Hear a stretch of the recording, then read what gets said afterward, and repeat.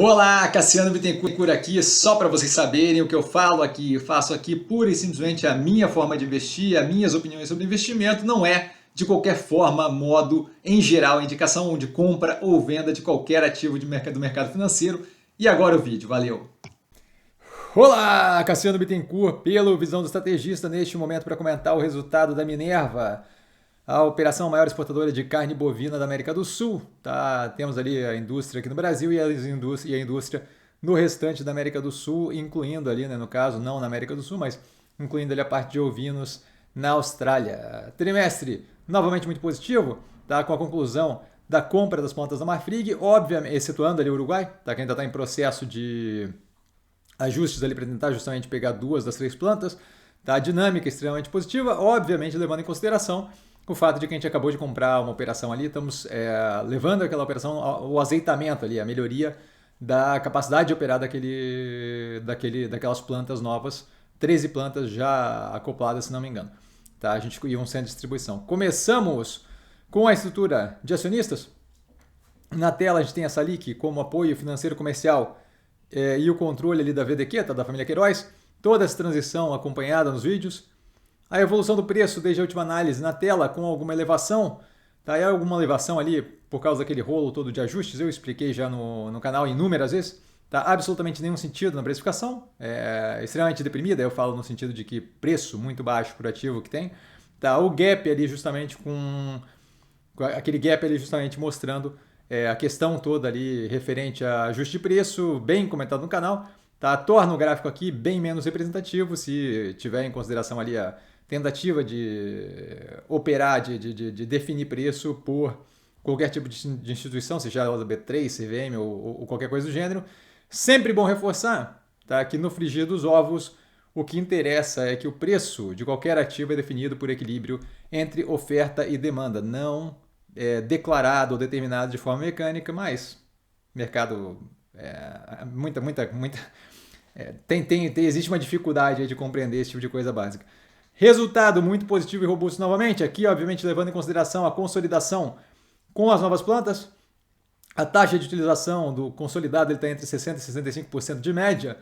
As novas plantas estão entre 50% e 55%, operaram no trimestre entre 50% e 55% de média no trimestre. Tá aí na ponta, ali mais próxima do período atual, na faixa dos 60%. Tá? E vale lembrar que tem uma das plantas que acabou de reabrir, tá? E que tinha sido fechada, passou fechada durante o quarto trimestre de 2024. Então, bastante coisa aí para evoluir na capacidade de utilização das plantas novas. Tá? O ponto ótimo aqui, como comentado no trimestre passado, em 75%. Os novos ativos operando com margem EBITDA, ali, só para dar uma ideia, ao redor de 6%, que puxa, obviamente, o consolidado para baixo. Tá? O ramp-up deve se encerrar, o ramp-up é a evolução ali da melhoria da qualidade das novas plantas, deve ser encerrado no final do terceiro trimestre de 2025, atingindo ali aproximadamente 75%. Então a gente tem aí uma melhoria contratada já para o futuro aqui da operação, que deixa bem tranquilo com relação ao consolidado como um todo. A gente começa com o aumento de capital divulgado recentemente, está comentado como uma possibilidade para o mix de financiamento das novas plantas lá atrás, tá? Foi comentado várias vezes ali como uma possibilidade, especialmente nesse modelo com bônus de subscrição. Um modelo muito próximo ao utilizado na compra da JBS América do Sul, lá atrás, 2017, se não me engano. Tá aqui o preço por ação em R$ 5,17, R$ 5,17, com o ganho de um bônus de subscrição para cada 2 subscrições feitas. Então, metade das ações que você comprar vem com um a mais ali de graça, que é bônus de subscrição. O bônus com validade de 3 anos e strike ali, o preço de execução também nos mesmos 5,17. A dinâmica da operacionalização do aumento de capital na tela com os tickers, tá? Já fiz a minha reserva na totalidade e, como na ocasião anterior, é possível que eu venha a pagar mais na subscrição do que o preço a mercado. E aí, para ilustrar só um pouco do... Eu comentei, né, que eu vejo como mais positivo a injeção de capital e tal, tem umas seleções no canal, para não entrar em tudo aquilo que já tem no canal, mas só para ilustrar aqui o que aconteceu na ocasião anterior. Na ocasião anterior, foi feita a subscrição nos 6,42, certo? Que era o preço da época. Mesma dinâmica ali de ganho de subscrição, de bônus de subscrição e tal. Se não me engano, era 1 para 1, mas mesma dinâmica de bônus de subscrição, tá? Com 3 anos de duração. O preço de 6,42 que foi pago era consideravelmente acima do preço de mercado. O bônus de subscrição, que foi dado de graça de graça, tá? Paguei ali 6,42 por ação, vinha um bônus de subscrição junto, o bônus de subscrição que foi dado de graça foi vendido em sua maioria, aproximadamente um ano depois, por 7,82. Eu paguei por ação 6,42, ganhei um bônus de subscrição de graça, esse bônus de subscrição foi vendido em sua maioria por 7,82. Está pagando com bônus a participação no aumento de capital, que significa dizer que o aumento de capital saiu de graça, mais um delta ali de ganho naquele período. Tá? Aqui vale ressaltar também que a Salic e a VDQ, a da família Queiroz, tem garantia firme de metade do aumento de capital, que significa dizer que eles vão injetar pelo menos 1 bilhão nessa brincadeira aqui aos 5,17 por ação. Movimentos recentes na tela, autoexplicativos e para o pause, nada que chame atenção nesse caso aqui. É interessante ele ver que a gente é o único com um negócio de sustentabilidade ali, blá blá, lá embaixo, no finalzinho ali. Mas tendo a operação fazendo liability management de pequeno porte ali, mas ainda assim. Tá? Market share de exportações e posicionamento geográfico na tela, sem contar a operação da Austrália, agora ali o posicionamento do market share em 21%. A abertura da receita bruta e de exportações consolidadas também na tela, onde a gente vê a continuidade da mudança da dinâmica comentada no quarto trimestre de 2023, com contínua redução da China e ganho de relevância do NAFTA, especialmente o mercado americano, tá? E outros mercados aí, demonstrando clara capacidade da operação de arbitragem entre mercados. Quando o mercado está menos interessante, ela vai justamente distribuindo para outros sem perda de qualidade da operação. Ah, Cassiano, mas teve perda da qualidade da operação. É importante lembrar, a perda da qualidade da operação é pelo ramp-up das 13 plantas novas, não por causa de arbitragem de mercado, como a gente via anteriormente, ali a qualidade consistente e a arbitragem acontecendo. E isso daqui reforçando justamente a quebra daquela falácia que era repetida antes de que a Minerva funciona dependendo da China. Desculpa. Dados aí recentes da BIEC confirmando também a irrelevância das tarifas do Trump no que tange capacidade de entrega operacional de exportação de carne bovina.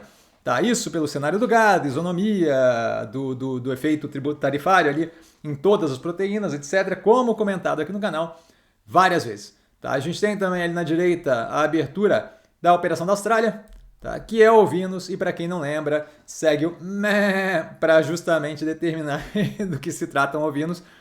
Isso aqui já virou uma tradição, eu não consigo mais parar, tá? Sinto muito. A abertura da receita bruta por origem do produto na sequência. A gente vê caráter exportador de todas as divisões, como sempre. Tá? E o Brasil ali voltando a ter maior parte, mesmo que levemente, em exportação. No trimestre passado a gente teve, pela primeira vez que eu lembro, o Brasil voltado mais a mercado interno. Tá? A liberação das novas plantas, com o tempo, deve ampliar isso daqui, justamente com um ganho ali de habilitação de plantas da Marfrig que foram compradas. Podendo exportar mais, a gente deve ter a evolução disso daqui para mais caráter exportador. Tá? Due diligence, ano contra ano, boa sazonalidade, como sempre. Tá? O primeiro trimestre é o mais fraco do ano. Tá? A operação tem pressão na margem EBIT, se não me engano, o primeiro trimestre, não sei se dá para caracterizar como o mais fraco, mas é um dos mais fracos. Tá? A operação tem pressão na margem EBITDA por integração das novas plantas, como comentado antes.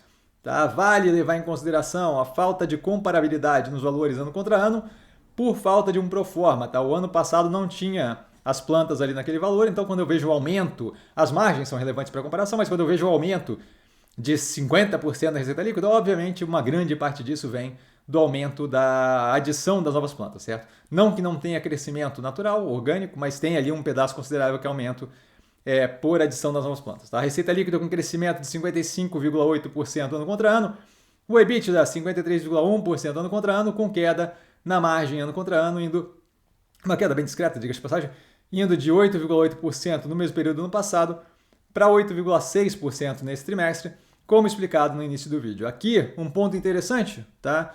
Mesmo afetada por sazonalidade, a gente vê o primeiro trimestre de 2025 com evolução sobre o quarto trimestre de 2024, que já tem as plantas também operando.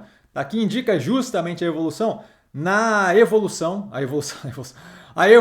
na utilização da capacidade instalada, tá, das operações das novas plantas, ou seja, mesmo o trimestre passado sendo mais forte, eu tenho um crescimento versus o trimestre passado, ambos ali comparáveis, né, porque tem as plantas novas nos dois, mesmo assim eu vejo esse crescimento, por quê? Porque as plantas que estavam lá no quarto trimestre estão operando melhor agora no primeiro trimestre, compensando em parte ali essa sazonalidade mais negativa. O lucro líquido de 185 milhões de reais, vindo de prejuízo no mesmo período do ano passado, aqui obviamente com auxílio da evolução cambial, da queda do dólar, tá, versus o real. Abertura aí do resultado financeiro para quem quiser ver o ponto a ponto. Não vejo a lucratividade como o cerne nesse momento, tá, dado justamente o cenário de ramp-up, acabou de comprar outras operações. Isso leva um peso financeiro mais forte ali pela alavancagem, mas de qualquer forma está aí para quem quiser ver o ponto a ponto do que é cambial e por aí vai. Tá, o resultado robusto com dinâmica construtiva para os próximos períodos, a evolução já contratada com ramp-up das plantas novas e a continuidade da prova de capacidade de arbitragem entre os mercados. A alavancagem em 3,7 vezes dívida líquida sobre EBITDA, tá, os mesmos 3,7 vezes do trimestre anterior, isso com leve redução na dívida líquida, leve mesmo, tá bem pouquinho. Pelo financiamento das novas plantas, tá aí um delta por causa de câmbio, completamente dentro do que a operação consegue lidar, tá? Zero problema. A dívida muito bem alongada, como vocês podem ver ali embaixo, com um forte caixa para fazer frente àquilo, não tem qualquer problema de honrar compromisso financeiro. Política de hedge cambial da dívida mantida em no mínimo 50%. Liability Management, gestão da alavancagem sendo feita constantemente. Vale lembrar que o aumento de capital vai, obviamente, auxiliar na redução dessa dívida líquida, por conseguinte, auxiliar na melhoria da alavancagem. Tá? O fluxo de caixa livre vem negativo nesse trimestre, tá? É algo aqui que é a joia da coroa, forte geração de fluxo de caixa da operação, é algo consistente. Tá? Nesse caso aqui, com investimentos, com o pagamento aí, né, de despesa financeira com investimentos nas plantas, tá? Composição de estoque nos Estados Unidos para aproveitar a cota ali, tá? Para usar a cota como um todo. E câmbio como motivadores aí para esse dreno aí no fluxo de caixa. Não vejo dificuldade para a empresa em recobrar dinâmica positiva. O fluxo de caixa justamente deve ter uma continuidade de melhoria à medida que o tempo passa. A gente tem aí um momento justamente de maior investimento. Tá na tela também o fluxo de caixa operacional para dar uma noção da força da operação. Tá? Zero dificuldade de lidar com a compra das plantas da Marfrig, como falado inúmeras vezes aqui. Finalizando a operação muito bem estruturada, agora consolidando mais um ciclo de investimento, tese de investimento versus o preço do ativo com dinâmica agressivamente positiva. A minha posição está aqui do lado, tá? O preço médio ali em 5,20 travado quando da venda do restante ali dos bônus de subscrição. Tá? A gente tem uma adição aí de uma compra recentemente em janeiro, nos 4,94, de 17% da posição total. Então, um aumento de aproximadamente 17% da posição total. A operação muito forte, a tese muito amarrada, com estrutura. A gente deve ter aqui justamente a adição também da subscrição agora. Né? A operação muito forte, a tese muito amarrada, com estrutura e resistência a fatores exógenos, tá? E forte capacidade de arbitragem entre mercados, provado nos últimos trimestres. Longo prazo, brilhante, com muita segurança no caminho. E dúvida? Dúvida eu estou sempre no Instagram, @investircomsim, só ir lá falar comigo, não trago a pessoa amada, mas estou sempre lá tirando dúvida e vale lembrar que quem aprende a pensar bolsa opera como um mero detalhe. Um grande beijo a todo mundo e nos vemos nas próximas análises. Valeu, galera, beijão!